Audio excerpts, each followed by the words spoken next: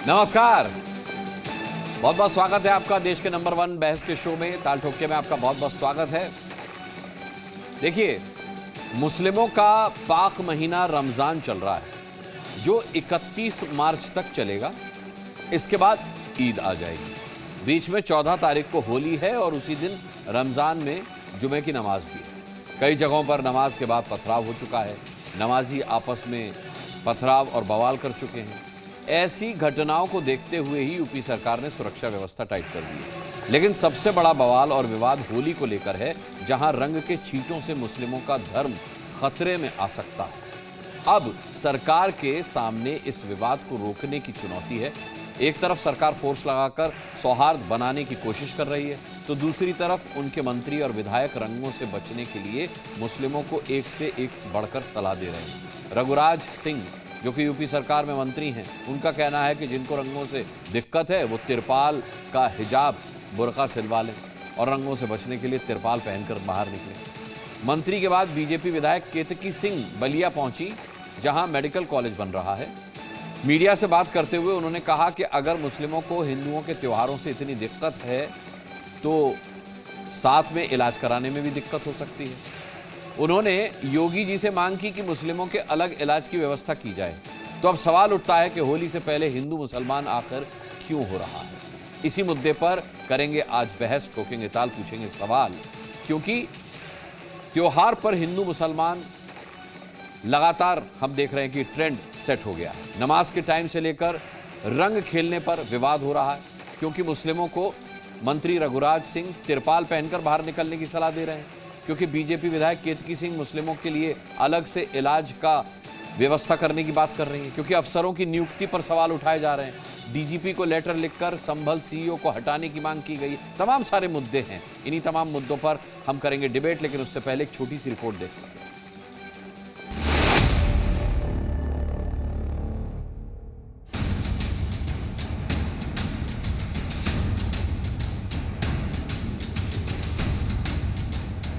मैं तो मांग करती हूँ महाराज, इसे कितना खर्चा हो रहा है तो एक कमरा बना ही दिया जाए और एक बिल्डिंग एक तरफ विंग बना दी जाए कि आप जाके अपना इलाज वहाँ करा लो भैया, हमारे साथ अगर आपको रहने में दिक्कत है। ये कितनी नफरत भरी बातें हैं। ये एक अलग मंतिक लेके आई हैं। नफरत भरी मंतिक नहीं चलेगी।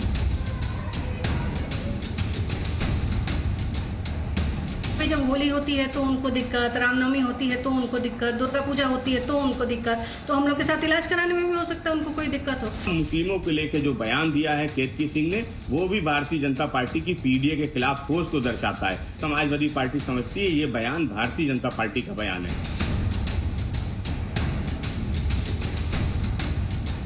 विरोधी का बवंडर मचाए हुए तो जवाब में नेताओं के बयान आएंगे। ये निहायत ही नासमझी, नादानी और अज्ञानता पर आधारित है कि मुसलमानों के लिए एक अलग मेडिकल कॉलेज कर दिया जाए, उनका विंग अलग बना दिया जाए।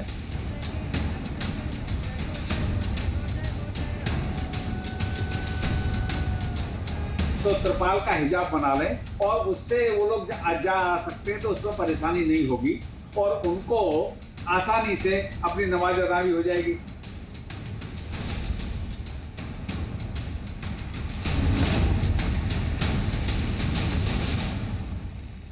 चलिए, मैं हमेशा की तरह अपने पैनलिस्ट से आपका इंट्रोडक्शन करा देता हूं। आज डिबेट में कुछ खास मेहमान हमेशा की तरह हमारे साथ जुड़े हैं। सबसे पहले उनका एक इंट्रोडक्शन। हमारे साथ जिनके बयान पर हम आज डिबेट कर रहे हैं, बीजेपी की विधायक केतकी सिंह जुड़ चुकी हैं।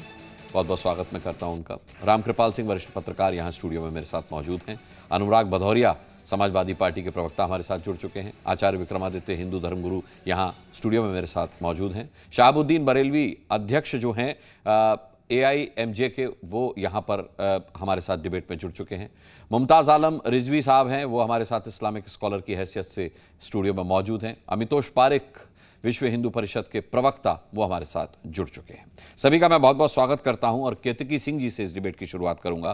केतकी जी, जैसा कि आप जान रही हैं, समझ रही हैं और देख भी रही होंगी अब कि आपके बयान पर बवाल मच रहा है। मैं आपसे चाहूंगा कि आप जरा मतलब समझाएं कि आपने क्या बयान दिया। क्या आप अपना बयान दोहराना चाहेंगी या उसमें कुछ करेक्शन करना चाहेंगी? क्योंकि अक्सर विवादित बयान देने के बाद नेताओं को हमने कहते सुना है कि बयान को तोड़ मरोड़ कर पेश किया गया। इसकी गुंजाइश नहीं रहने देना चाहता मैं। जी नहीं, मेरे बयान को बिल्कुल तोड़ा मरोड़ा नहीं गया है। जो मैंने बोला है एज इट इज़ वो प्रस्तुत हुआ है, उसके लिए मैं आप सभी को धन्यवाद करना चाहूँगी। और सर्वप्रथम तो मैं योगी आदित्यनाथ जी का धन्यवाद करना चाहूँगी कि बलिया जिले में उन्होंने मेडिकल कॉलेज दिया है, उसके लिए कोटि कोटि उनको धन्यवाद। दूसरी बात, जिस बात को लेकर इतना बवाल मचा है, तो मैं ये बोलना चाहती हूँ साथियों कि हंगामा है कि वो बरका इतनी सी जो बोली है, अभी बोली कहाँ है?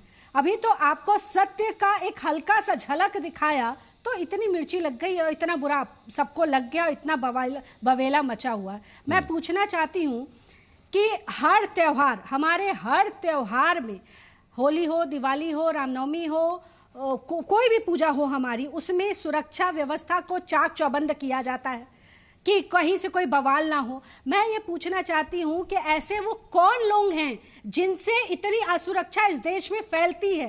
हर वो बहुसंख्यक अपने आप को क्यों इतना डरा हुआ महसूस अपने ही त्योहारों पे कर रहा है? उसके पीछे की क्या वजह है? और अगर इतनी ही दिक्कत है आपको हमारे साथ, अगर हम कह दें कि आप गाय मत खाओ तो आप हमारे सामने काटोगे, उसका खून बहाओगे, उसको तलोगे, भुनोगे और हमारे सामने खा के उसको फेसबुक पे डाल दोगे। हम ये कहेंगे कि तिलक हम लगाएंगे, कलेवा हम लगाएंगे, तो आपकी धार्मिक भावनाएं आहत होने लगती हैं। हम ये कहेंगे कि 5 बार आप जो नमाजें पढ़ते हो उसमें से लाउड स्पीकर पे लगा के, उससे हम जैसे लोगों को सुबह से रात तक दिक्कत होती है, उसको कृपया करके आप लोग बंद कीजिए, तो आपकी धार्मिक भावनाएं आहत हो जाएंगी। तो जब हर बात पे आपकी धार्मिक भावनाएं हमसे आहत हो रही हैं, तो क्या मेडिकल कॉलेज में एक साथ हमारे साथ इलाज कराने में आपकी धार्मिक भावनाएं आहत नहीं हो जाएंगी? और अगर कहीं गलती से हो गई भैया, तब तो ये टप्पू सेना जमीन पे उतर आएगी और छाती पीट पीट के इंटॉलरेंस पूरे देश में फैला देगी। उसका मैं विरोध कर रही हूँ। केतकी जी, मुझे ऐसा क्यों लग रहा है कि आप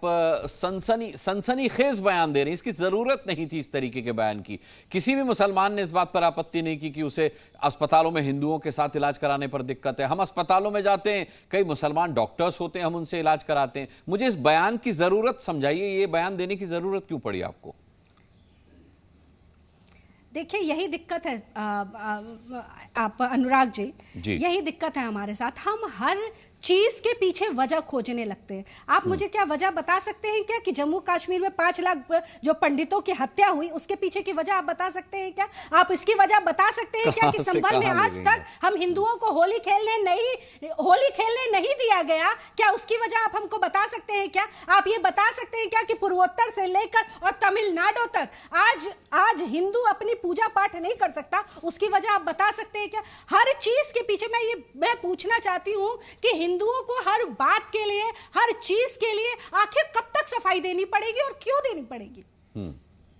योगी जी कर तो रहे हैं, कानूनन व्यवस्था की जा रही है, सुरक्षा व्यवस्था मुस्तैद और मजबूत की जा रही है। ऐसे में आपको नहीं लगता कि उनके विधायकों को, उनके मंत्रियों को संयम बरतना चाहिए, भाषा में संयम बरतना चाहिए? छोटा सा भी विवादित बयान जो है वो आग लगा सकता है। आप ऐसा नहीं मानती केतकी जी?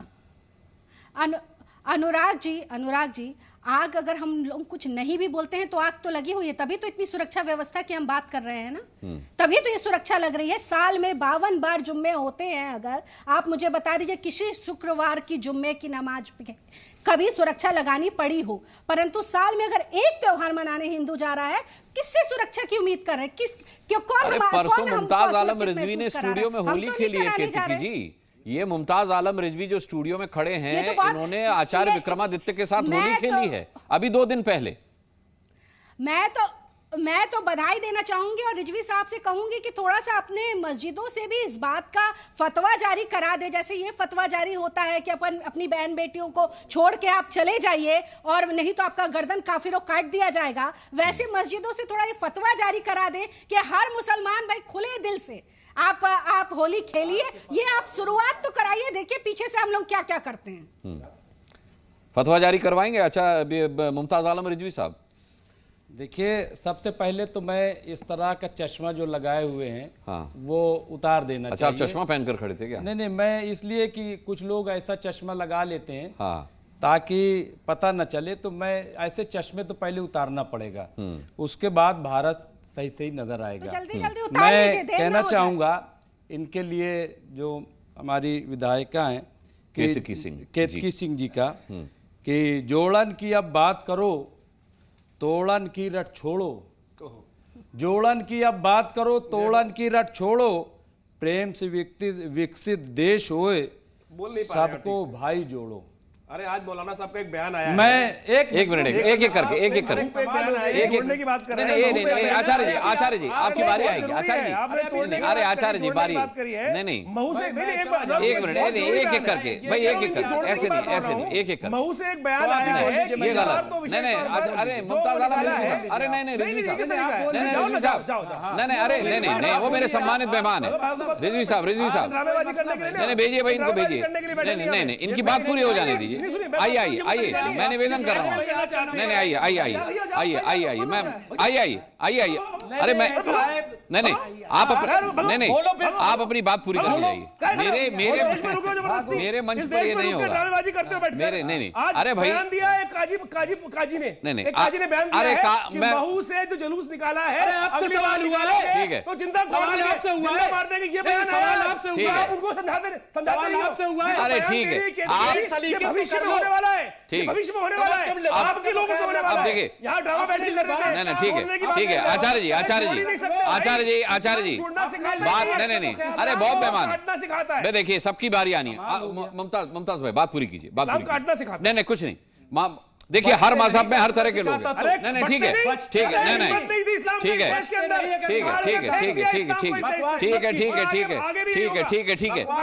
मुमताज भाई बात पूरी कीजिए। आचार्य जी हर मजहब में हर तरह के लोग हैं। मैं चाहता हूं कि यहां सब गणमान्य मेहमान है उनका सम्मान रखा जाए। बोलिए मुमताज भाई बात पूरी कीजिए।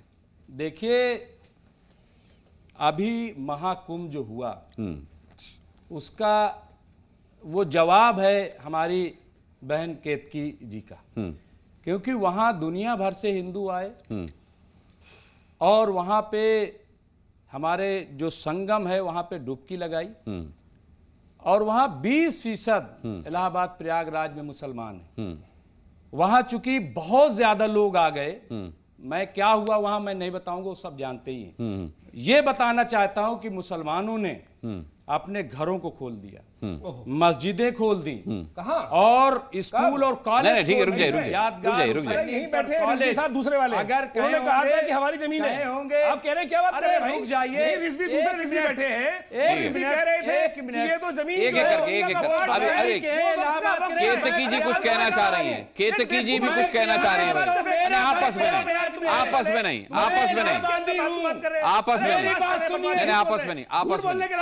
आपस में नहीं आपस में केतकी जी कुछ कहना चाह रही है कुछ ही। अच्छा एक मिनट एक ठीक है मुमताज नहीं छोड़ दीजिए, आपकी डिबेट उनसे नहीं है। अच्छा ठीक है मैं ध्यान रखूंगा। केतकी जी कुछ कहना चाह रही है, कुछ ही समय के लिए हमारे साथ जुड़ी केतकी जी। इनके साथ रहते ठीक है रुक जाइए। अरे रुक जाइए, केतकी जी का सम्मान कविता इन्होंने सुनाई है। आहा दिल इतना मेरा तो बाग हो गया कि कितनी बढ़िया कविता सुनाई है। पर भैया जो बोल रहे हो करके तो दिखाओ, करके तो दिखाओ। आप बांटने और बटने की बात करते हो, आप बटने और एक कुंभ की आप बात करते हो। पाकिस्तान आप लोग ने बना दिया किस आधार पर? आ रहा हूं अनुराग जी, आ रहा हूं। नहीं मैं भी उठ जाऊंगा। पॉलिटिकल डिबेट है तो आधार पर क्या देखा? देश को बांटा। महाकुंभ में आपने क्या देखा? मैं सिर्फ इतना बता दीजिए दिल पे हाथ रख के। अरे आप महाकुंभ पे भी मैं आऊंगी, फिर आइए ना। महाकुंभ में आप कैसे आएंगे बताइए? आपने बोल दिया मेरी बारी है, लोग मारे। मुमताज भाई बोले बारी है, मुझे तो बोलने दीजिए। आपने धार्मिक आधार पे पूरा का पूरा एक देश मांग लिया। आपने इस देश के सीने के दो टुकड़े कर दिए और आप पाकिस्तान में कर लिए। किसने मांगा? कहा गया? जिसने मांगा वो ले गया। आपके कुछ हमने थोड़ी मांगा था। जैसे ही मुस्लिम बहुल इलाका, जैसे ही मुस्लिम आबादी बढ़ने लगती है, आप जाके देखिए जम्मू कश्मीर से लेकर क्या करें? आप क्या चाहती? 25-30 करोड़ मुसलमान पाकिस्तान चला जाए? भेजिए। अच्छा लेकर जो 5 लाख चलिए भेज दीजिए। तो आप क्या चाहते हैं? आप रोहिंग्या को तो भेज नहीं पाए। अनुराग भदौरिया को बांग्लादेशियों को तो भेज नहीं पाए। ठीक है अनुराग भदौरिया को आप 30 करोड़ मुसलमानों को भेज ही दीजिए। ठीक है मुमताज भाई। अच्छा ठीक है। अरे कोई नहीं भेज रहा, कहीं नहीं भेज रहा, कहीं नहीं भेज रहा, कोई नहीं भेज रहा। अनुराग भदौरिया केतकी सिंह की बात आपने सुनी, उन्होंने कई सारे आधार दिए अपने बयान को सपोर्ट करने के लिए, कई सारे आधार दिए। अनुराग भदौरिया देखिए केतकी सिंह से यही कहेंगे, उन्होंने कहा बहुसंख्यक डरा हुआ है। भैया आप डरी हुई होंगी, हम नहीं डरे हुए हैं। ये कह रही है कि होली नहीं मनाने दी जा रही है, तिलक लगाने में भी दिक्कत, हमको कोई दिक्कत नहीं है, आपको हो रही है। अब बोलने दीजिए, आप बीच में टोक रही। मैं तो आपको सुना, मैंने आपको सुना, आपने कहा बहुसंख्यक डरा हुआ है, तो मैं नहीं डरा हूं ना, आप डरे हुए हैं, तो हम क्या करें? आपकी आत्मा डरी हुई है। कह रहे हिंदू पूजा पाठ नहीं कर पा रहा है, पूर्व से लेके पश्चिम तक। अरे भैया आप नहीं कर पा रहे, हम तो कर रहे हैं भाई पूजा पाठ, कलेवा भी बांट रहे हैं, तिलक भी लगता है, मंत्री पढ़े जाते हैं। आप नहीं कर पा रही तो हम क्या करें? क्योंकि आप इसलिए नहीं कर पा रही होगी क्योंकि आपके मन में नफरत है। सनातन धर्म नफरत वालों को पसंद नहीं करता है। सनातन उन्हीं के मन में बसता है जो प्रेम का भाव रखते हैं, जो श्रद्धा का भाव रखते हैं, जो प्रेम की भाषा समझते हैं, जो जोड़ने की बात करते हैं, वो सनातन समझ पाते हैं। अब आप इतना नफरत अंदर भरे हुए हैं तो आपके अंदर सनातन जा ही नहीं पा रहा है, तो हम क्या करें? इसलिए आप सनातन धर्म को समझने के लिए नफरत निकालिए, तब आप पूजा भी कर पाएंगी, आपके अंदर साहस भी आएगा, आपके अंदर डर भी खत्म होगा, आपके अंदर में एक दूसरे के प्रति सम्मान का भाव भी आएगा। पहले आप वो निकालिए, तब तो आप सनातन समझ पाएंगे।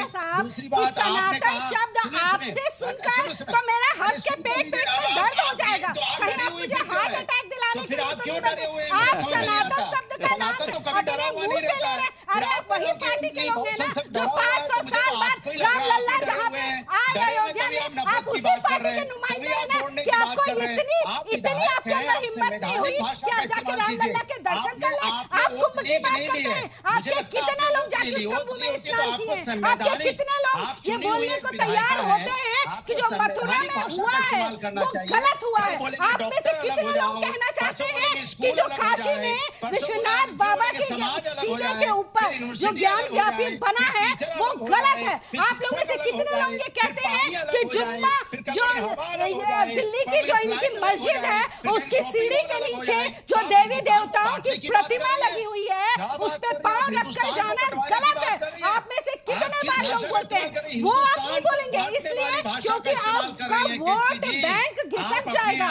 और आप सनातन की बात अगर करेंगे तो आप ये समझ जाइए कि आपकी पार्टी आपको बर्खास्त कर देगी। आप सनातन की बात नहीं कर सकते, आप बात कर। अरे आप तो वो लोग हैं। अनुराग जी, ये शहाबुद्दीन बरेलवी साहब के पास आता हूं, मैं आता हूं। केतकी जी आपके पास, अनुराग जी आपके पास आता हूं।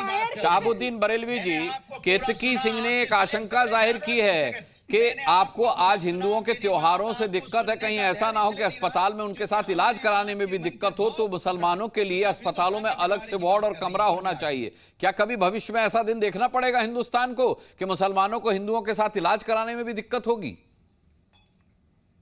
ये उनका बयान निहायत ही अफसोसनाक बयान है और उनके दिलो दिमाग को और सभी लोगों को झोड़ देने वाला बयान है।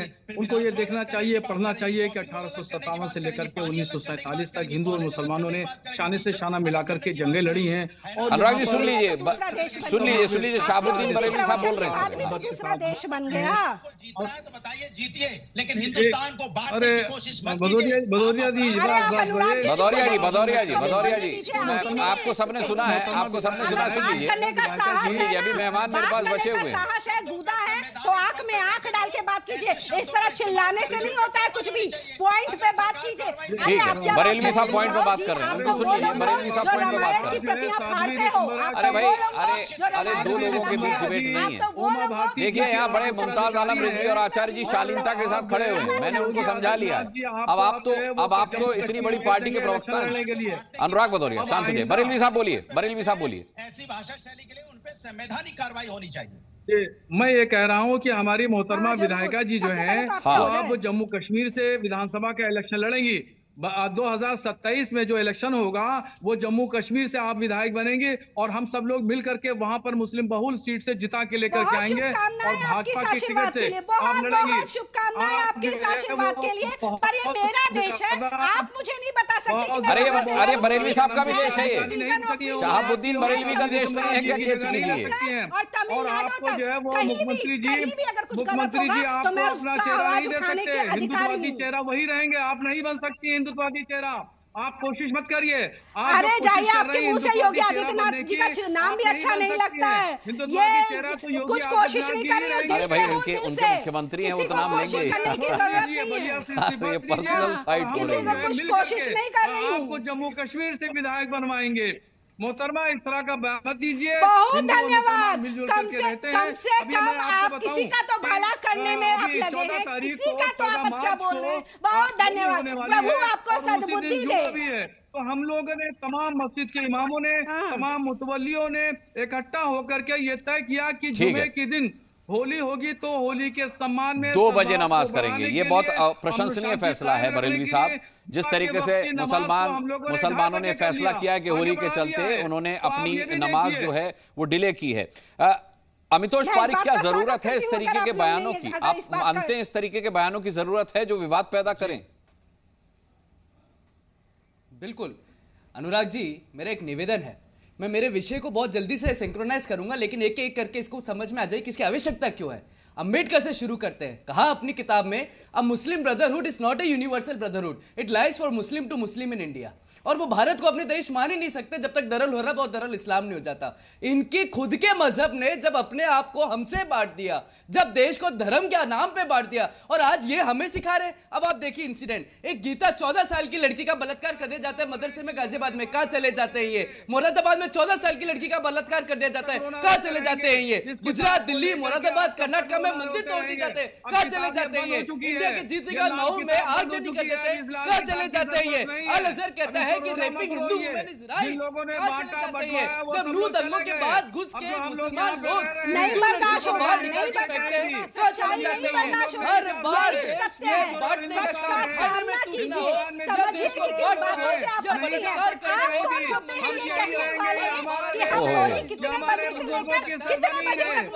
ठीक है।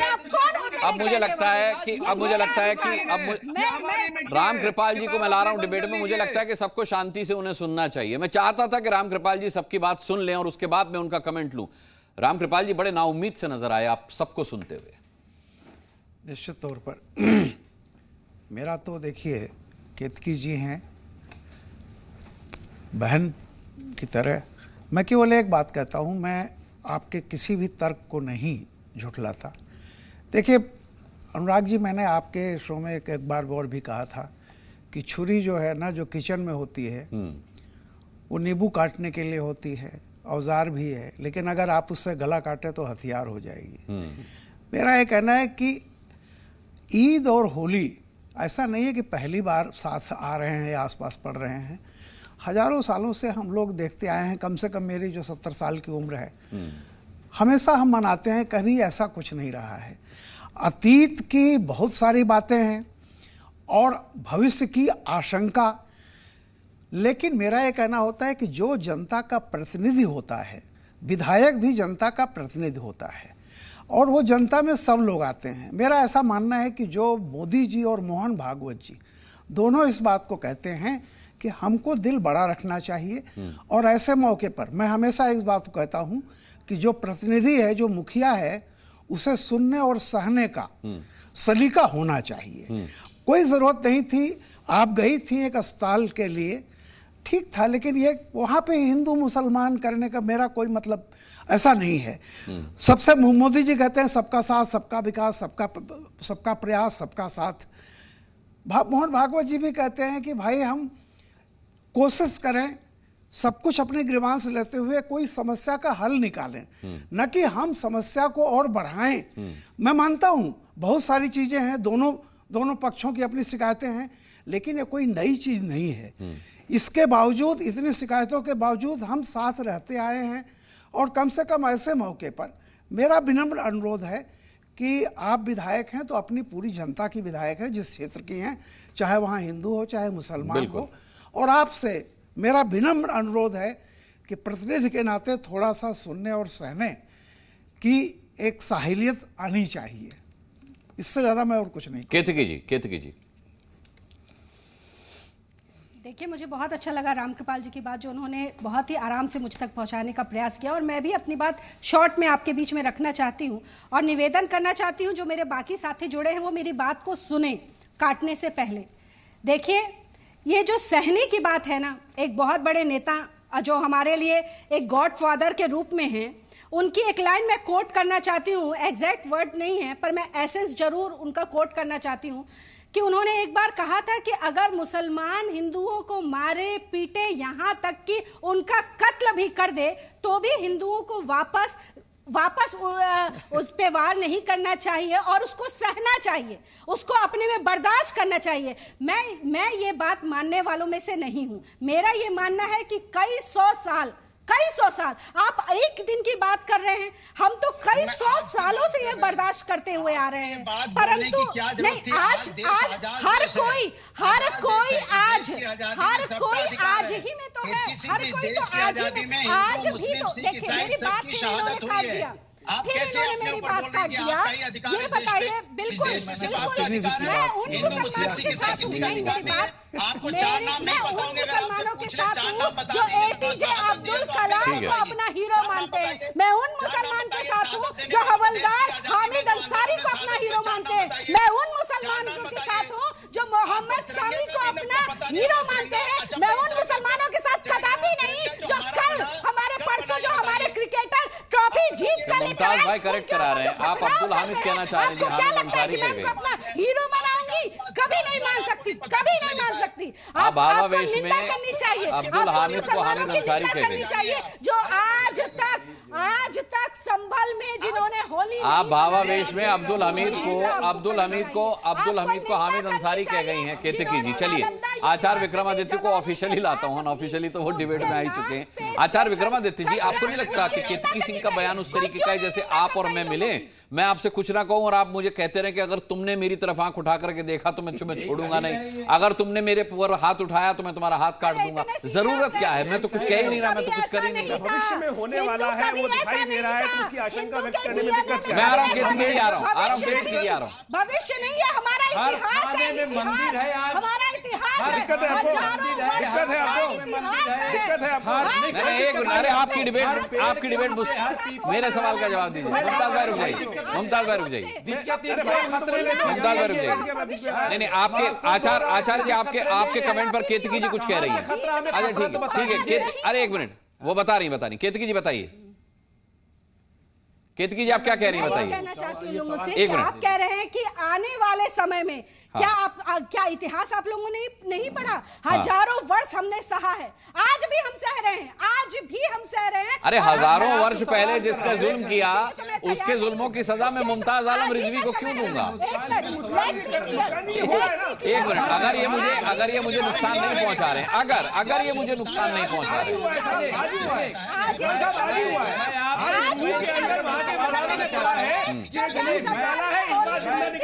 अगली बार जिंदा जुलूस निकाला भारत की विजय पर तो काट देंगे, बिल्कुल गलत है, ऐसे झूठ है। अरे वही बात है, आप बताइए कोई इस तरीके से होता है? नहीं गलत है, 10 बजे नहीं 10 बजे अरे भाई तरावी चल रही है, रमजान चल रहा है, आपको पता नहीं है, इस देश के अरे नहीं जानते हो, आप तक समझ नहीं पाए। आजा ठीक है, अब सब एक साथ बोलेंगे तो समझ में नहीं आएगी बात। नहीं अनुराग भदौरिया, एक मिनट शांत हो जाइए, अरे शांत हो जाइए भाई, एक साथ आजा ठीक है। मैं मैडम सवाल करना, अच्छा पूछिए। हाँ मैडम, चलिए हम आपकी बात मान ले, इतना सब कुछ है, आप बताइए कहाँ से खतरा है? क्या हर थाने में मंदिर नहीं है? एक मिनट तोड़ के निकाल देंगे। एक मिनट मैडम, आप बताइए क्या आज हर थाने में या उत्तर प्रदेश में जाके देख लीजिए मंदिर? अरे कश्मीर से एक मिनट आपस में बात करो, रुक जाइए। अरे मुमताज भाई का सवाल तो सुन लीजिए। अरे नहीं सवाल वो केतकी जी से पूछ रहे, आप बीच में ना। कोई सरकारी प्रोग्राम क्या दिया जलाए बगैर? अरे केतकी जी से सवाल पूछ रहे भाई। आचार्य जी, अरे आप केतकी सिंह हैं क्या? आप केतकी सिंह हैं? अरे वो केतकी जी से सवाल पूछ रहे, नहीं वो ये उन्हें कहने दीजिए ना। मतलब देखिए, अब भूमि पूजन से सरकारी काम हो रहे हैं, अभी एक चौकी संभल में हो रही थी भूमि पूजन, नहीं कोई दर नहीं हो रहा। मैं कह रहा हूँ, अरे सवाल पूछने में नहीं, मैं ये कह रहा हूँ कि खतरा कहाँ से थाने में मंदिर? अरे केतकी जी से पूछने दीजिए सवाल। अरे भाई, नारियल फोड़ करके दिया जला, सवाल पूछिए, सवाल यही सवाल है। हाँ कि कहां से खतरा आ गया, सारा काम तो हो रहा है आप जैसा चाह रहे हैं, फिर खतरा है। केतकी जी संक्षिप्त में जवाब दीजिए, मुसलमान नहीं कहां से खतरा? मंत्री मुसलमान नहीं है, अब तो मोदी जी के कैबिनेट में भी मंत्री मुसलमान नहीं, ठीक है, फिर भी खतरा। अब जवाब सुन लीजिए, जवाब सुन लीजिए। ये लोग जवाब सुन ही नहीं पाते ना, दिक्कत तो ये है। सवाल तो हो जाता है। नहीं ठीक है, उत्तर प्रदेश के हर थाने पर मंदिर है, तो क्या आप क्या चाहते हैं कि अब हिंदुस्तान में नहीं, हम चाहते हैं, हम तो उसको चाहते ही नहीं। आपके पूर्वजों ने पूरा किया, जवाब सुन लीजिए, पूरा पूर्वजों ने किया कि मंदिर सारी खत्म हो जाए, सारी मंदिर खत्म। क्या काशी विश्वनाथ में ज्ञानव्यापी मौजूद है कि जयचंद कौन थे? एक मिनट, सवाल एक पहले सवाल का जवाब हो जाए। No need to divert it, no need to divert it. Jaichand कौन थे? नहीं, एक मिनट, ज्ञानव्यापी मस्जिद है कि नहीं? एक सवाल का जवाब। जहाँ पे मथुरा में अनुराग, जमुना क्यों साफ नहीं हुई? जहाँ मेरे श्री कृष्ण का जन्म हुआ था, वहाँ पे आज भी मस्जिद है कि नहीं? है कि नहीं? तो आपने ठीक है, होली तक ये विषय गर्म रहेगा, होली तक ये विषय गर्म रहेगा। दुर्भाग्य से मेरी डिबेट का समय खत्म हुआ। मैं चाहता था अनुराग भदौरिया को डिबेट में लाना, अनुराग भदौरिया को मैं लाना चाहता था, लेकिन यहाँ स्टूडियो में होने का मुमताज भाई ने फायदा उठाया, आचार्य विक्रमादित्य ने लाभ उठाया है, तो इस वजह से अनुराग भदौरिया साहब के पास में नहीं जा पा रहा। खेद है मुझे कि उनको मैं नहीं ला पाया बीच में डिबेट में। लेकिन अनुराग भदौरिया साहब देखिएगा, कम नहीं बोले आप, भरपूर आपको मौका मिला है डिबेट में बोलने का। बहरहाल मैं चाहता हूं कि दुर्भाग्यवश इस तरीके की बयानबाजी से हमें बचना चाहिए। सरकारें बैठी हुई हैं ये देखने के लिए, सुरक्षा व्यवस्था बनाने के लिए, कानूनी तौर पर सब कुछ करने के लिए। ऐसे में हमें कोई भी बयान देने से ऐसा बचना चाहिए जिसमें कि आपसी वैमनस्य हो, क्योंकि आपने बयान बहुत अच्छे मंशा के साथ दिया, लेकिन उसे समझने वालों के दिमाग का स्तर अलग अलग है। वो कैसे समझते हैं, उस पर कैसे रिएक्ट करते हैं, और फिर सरकार के लिए कितनी बड़ी चुनौती बनते हैं, ये एक बहुत बड़ी चिंता का विषय हो सकता है। बहरहाल सभी का बहुत बहुत धन्यवाद करना चाहूंगा डिबेट में शामिल होने के लिए। आप दर्शकों का भी बहुत बहुत धन्यवाद ताल ठोक के देखने के लिए। कल शाम 5 बजे फिर एक मुद्दे के साथ ठोकेंगे ताल, पूछेंगे सवाल। तब तक के लिए अपना बहुत बहुत ख्याल रखिएगा। मुझे अभी के लिए इजाजत दीजिए, नमस्कार।